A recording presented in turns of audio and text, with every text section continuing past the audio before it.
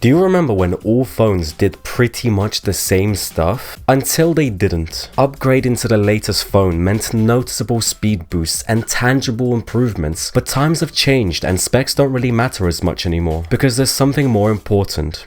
Let me explain. Back in the day when you upgraded your phone, it probably started to lag, and everything was evolving so fast that waiting just 1 year could have resulted in a 3 times performance boost, just like the Xiaomi 6 did in 2017. That jump was ridiculous. Even in 2020 when they released the Mi 10 Ultra, that was over 2 times faster than the previous model. Back then, those numbers actually meant something because you could prove it to people. It was easy to advertise because we went from pretty mid specs to something that was mind-blowing. And obviously, showing large numbers to people would stimulate them, especially when phone companies could back up their claims. You could now zoom into distant horizons and charge your phone in minutes, which could save you from urgent situations. Your life would genuinely get better if you upgraded, is what they want you to believe. And guys, 1 like equals 1 hug for Benji.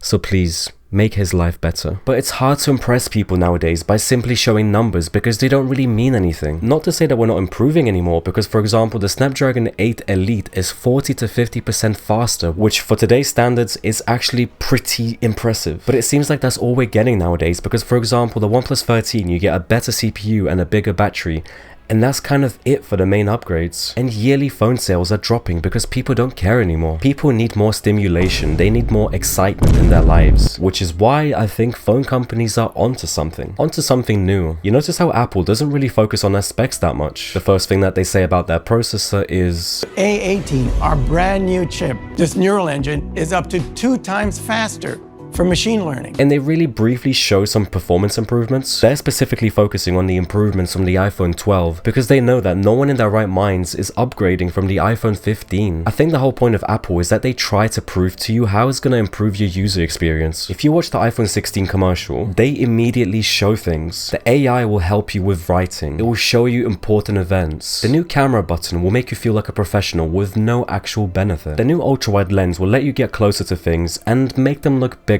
Don't even think about it. But the point is, they don't even mention specs. They have bigger things to worry about. But I think the Google 9 commercial was even better. Do you remember the first thing I said in the beginning? Do you remember when all phones did pretty much the same stuff? Until they didn't. That's exactly what Google said when they introduced the Pixel 9. Google is actually cooking something here. They start the video with a nostalgic song from the 80s. I want to break. They're trying to make us feel all emotional, almost like they're trying to make us remember something. Imagine if the video started with remember. Like, remember before AI? Oh wow, there's a lot of remembering in this video.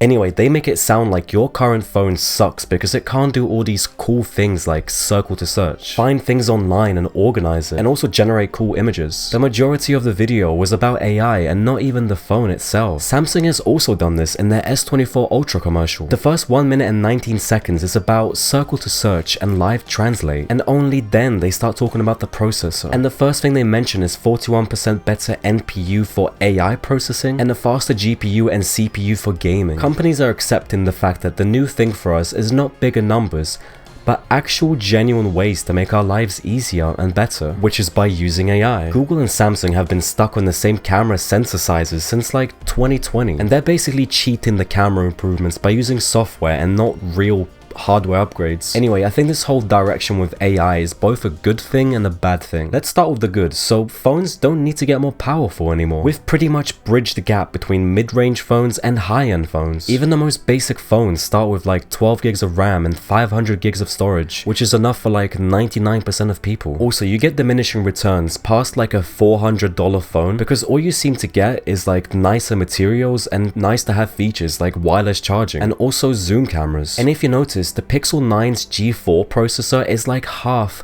or even a third of the power of the latest flagships. But it doesn't matter anymore because the Pixel has enough advantages over a cheaper phone that they can get away with charging $800, which is like twice of what it should really cost, because phones that are like $300 to $400 actually have the same performance. And if you think about it, phones are technically getting cheaper because the phones aren't improving as much. For example, you can get the S22 Ultra for around $400, which is like a third of the original price. And for a lot of people, it would feel like luxury to have this phone. We pushed the ceiling of what's capable on the phone so high, to the point where everything that was considered groundbreaking a few years back is now accessible on the budget phone. Do you know the best part about the upcoming S25 Ultra? It's the fact that the last year's S24 Ultra is gonna be like half the price. And guess what? That phone's gonna last like 5 to 10 years. And it's not necessarily because of the software support, but because there's such little room for improvements that phones are just not missing out as much anymore. And they're just not really falling behind that much. There's nothing wrong with a phone that's like 3 to 5 years old anymore. It's safe to keep your phone for just a bit longer. I've had multiple people in the comments tell me that they're still using the S10,